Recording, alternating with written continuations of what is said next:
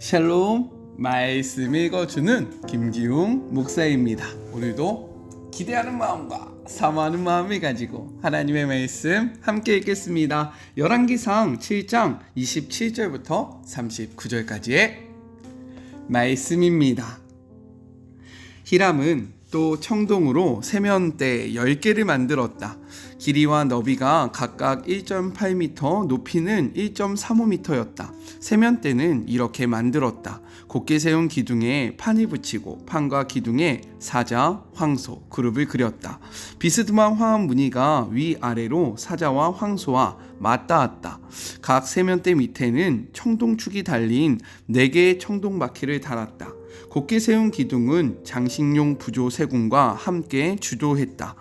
각 세면대에는 조각한 원형 지짐을 위해 깊이 45cm의 대야가 있고 그 밑에 가로 세로 67.5cm의 받침대가 있었다. 세면대 자체는 정사각형이었다. 대 밑에 축을 붙이고 그 축에 바퀴를 달았다. 바퀴는 지름이 67.5cm로 전차 바퀴처럼 생겼다. 그 축과 테두리와 살과 통은 모두 금속을 주조해 만들었다. 세면대의 4기퉁이에는 손잡이가 있었는데 손잡이는 세면대와 함께 한 덩어리로 주조했다. 세면대 맨 위에는 약 22.5cm 정도 깊이의 테두리가 둥글게 둘러 있었다.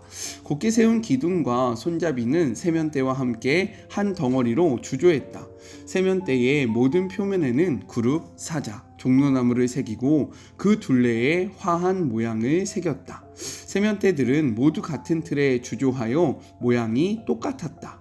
그는 또 청동으로 대야 10개를 만들었는데 각각 지름 1.8m의 용량 880리터로 10개의 세면대 위에 각각 대야 하나씩이었다. 세면대 5개는 성전 남쪽에, 5개는 북쪽에 배치했다. 바다는 성전 남동쪽 모퉁이에 놓았다. 이것은 하나님의 말씀입니다. 제사장은 성전에 들어가거나 제사 임무를 담당하기 전에 정결 규례를 지켜야만 했습니다. 이는 예배자의 육체적 정결과 함께 회개를 통한 영적 성결이 필수적이라는 것을 나타내주고 있는 것입니다. 제사장은 높 바다의 물로 수족을 씻었고요. 제물을 씻는 데에는 물 2덩에 물을 사용하였습니다. 오늘 본문은요. 10개의 물두멍과 각 물두멍을 받치고 있는 받침수레를 소개하고 있습니다. 모두 노수로 주조되었고요. 각 기능에 맞게 정교하고 아름답게 제작되었다라고 성경은 기록하고 있어요. 제가 그림으로 한번 준비해 봤는데 함께 보실까요? 짠! 네, 이것이 바로 오늘 본문이 이야기하는 물두멍 높 받침입니다. 네, 이렇게 보니까 오늘 말씀이 무엇을 이야기하는지 한눈에 볼 수 있죠? 네, 이제 그림을 내려주시고요. 오늘의 이 본문을 통해서 2가지를 함께 생각해 보았으면 좋겠어요. 먼저 첫 번째, 놋의 의미입니다. 오늘 본문을 보면 모든 것이 놋으로 제작되었다라는 것을 확인할 수 있다는 거죠. 놋은 성전 내부 장식에 사용된 금에 비해서 사실 투박하고 서민적인 것이 사실입니다. 그렇죠. 금하고 놋 어떤 걸 가지시겠습니까? 당연히 금을 갖겠죠. 더 귀하고 존귀한 것이 금이었다라는 거예요. 반면에 놋은 투박하고 서민적이었다라는 거죠. 하지만 구속사적 관점으로 볼 때 이는요 매우 의미가 있다라는 거예요. 그것에 대해서 함께 알아보고자 합니다. 금, 성전 내부에 쓰였던 금은요 하나님의 침범할 수 없는 순전함과 영광을 상징했습니다. 기억나시죠? 반면에 오늘 본문에 기록하고 있는 놋은요 죄악된 인간과 함께 하시고 인간의 고통과 슬픔을 몸소 겪으신 그리스도를 상징하고 있다라는 거예요. 그래서 놋으로 만들어진 성전 기물들은요 대개 사람의 손에 자주 닿는 것이었고 사람들이 금에 비해 비교적 쉽게 구할 수 있는 것이었습니다. 이처럼 하나님께 속한 거룩한 성물이 인간의 손에 닿기 쉬운 것으로 만들어졌다라는 것은요 그리스도께서 우리 가까이에 오셔서 우리와 함께 하심을 나타내고 있다라는 겁니다.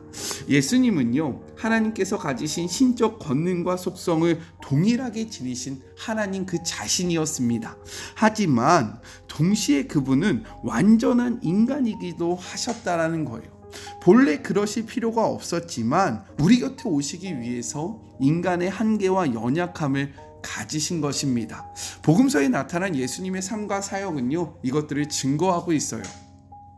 예수님은 우리와 같이 피곤함을 느끼셨다라는 거예요. 또한 배고픔과 갈증도 느끼셨고요. 불의를 보고 근심하시고 번민의 마음으로 아파하기도 하셨다라고 성경은 기록하고 있습니다. 즉 예수님은 하나님이셨음에도 불구하고 약한 우리들, 죽음에 처해질 우리를 건지시려고 우리 곁에 오셔서 우리와 같은 사람이 되시고 우리의 약함을 가지고 우리가 죽어야 할 죽음을 대신 죽으셨다라고 성경은 이야기하고 있는 거예요. 말씀을 통해서 한번 확인해 볼까요? 빌립보서 2장 6절부터 8절까지의 말씀입니다. 그는 근본 하나님의 본체이시나 하나님과 동등됨을 취할 것으로 여기지 아니하시고 오히려 자기를 비워 종의 형체를 가지사 사람과 같이 되셨고 사람의 모양으로 나타나사 자기를 낮추시고 죽기까지 복종하셨으니 곧 십자가에 죽으심이라 라고 기록하고 있습니다. 또한 히브리서 4장 15절은요 이렇게 이야기합니다. 우리에게 있는 대제사장은 우리의 연약함을 동정하지 못하시리가 아니요 모든 일에 우리와 똑같이 시험을 받으신 이로되 죄는 없으시다 라고 이야기를 합니다. 이 말씀을 기억하면서요 우리의 연약함을 아시는 그분 앞에 나아가 참된 위로와 그리고 평안을 얻는 그분으로 인하여 힘을 얻어 다시금 하나님 나라를 위하여 힘있게 살아가는 우리 모두가 되었으면 좋겠습니다. 또한 예수 그리스도께서 이 땅에 오시고 우리와 같은 몸을 가지시고 우리의 연약함을 담당하셨다는 것이 어떠한 의미인지를 다시 한번 깊이 묵상하는 그런 복된 하루가 되었으면 좋겠습니다. 둘째, 정성을 다해 만들어진 물두멍 높받침에 대해서 이야기를 하고 있어요. 우리 29절의 말씀을 같이 한번 읽어보겠습니다. 가장자리 가운데 판에는 사자와 소와 그룹들이 있고 또 가장자리 위에는 놓는 자리가 있고 사자와 소 아래에는 화합 모양이 있으며 라고 기록되어 있어요. 사실 여기에 나오는 그러한 동물과 이러한 것들이 무엇을 나타내는지는 명확하지 않으나 대개는 사자는 힘과 용맹, 통치권을 상징한다 라고 이야기하고요. 소는 헌신과 순종을 나타낸다. 그리고 그룹은 하나님의 영광과 거룩성을, 화하는 승리와 영광을 상징한다 라고 이야기를 합니다. 우리 26절도 같이 한번 읽어볼게요.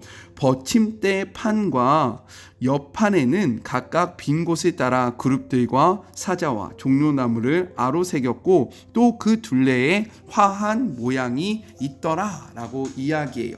이러한 의미가 담긴 모양을 그냥 찍어낸 것이 아니라 어떻게 했다라고 이야기합니까?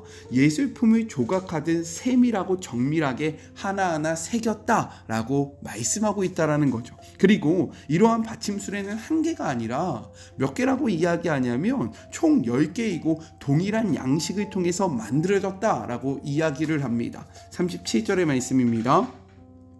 이와 같이 받침술의 10개를 만들었는데 그 부어 만든 법과 크기와 양식을 다 동일하게 만들었더라 라고 이야기합니다.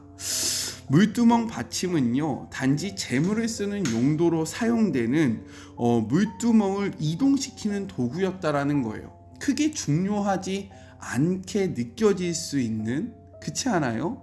이동하는 그 수레가 무엇이 그렇게 중요하게 느껴집니까? 다른 것들에 비해서 상대적으로 주목하지 않을 수 있는 그러한 성전 기물이었다라는 거예요. 하지만 오늘 말씀은요 그럼에도 불구하고 이 모든 것을 소홀함 없이 가장 소중한 보물을 세공하는 것처럼 정성을 다하여 만들어졌다라는 것을 보여주고 있다라는 거죠. 우리는 어떠합니까? 작고 보잘것없어 보이는 것을 대충 하면서 크고 중요하다라고 생각하는 일에만 우리의 온 힘을 쏟고 있지는 않습니까? 성경은요, 우리에게 이렇게 이야기합니다. 마태복음 25장 21절의 말씀이에요.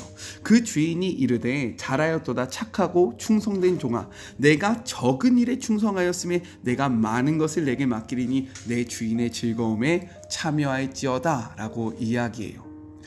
이 말씀이 무엇입니까? 작은 것에 충성하는 자가 큰 것에도 충성할 수 있다라는 거예요.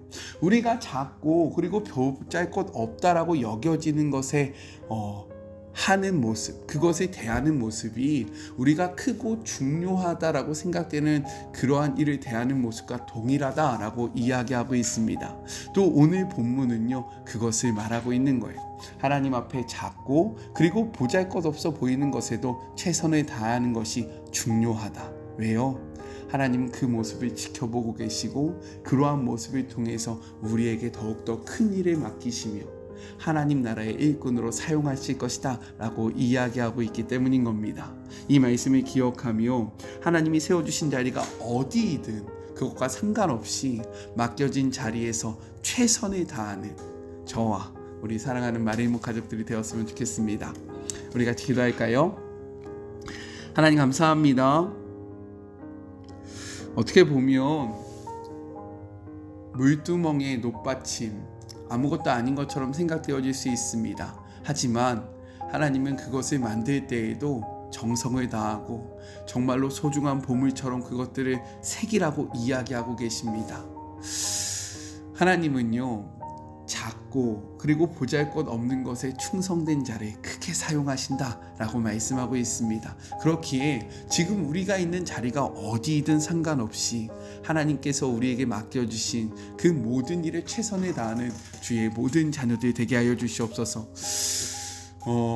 주님, 이 물두멍의 높받침은 노수로 제작되었습니다. 어떻게 보면 성전 안에 있는 금보다 더 보잘것없는 것처럼 여겨질 수 있는 것입니다. 하지만 이것은 구속사적 관점으로 보면 우리에게 오신 예수 그리스도를 나타내고 있습니다.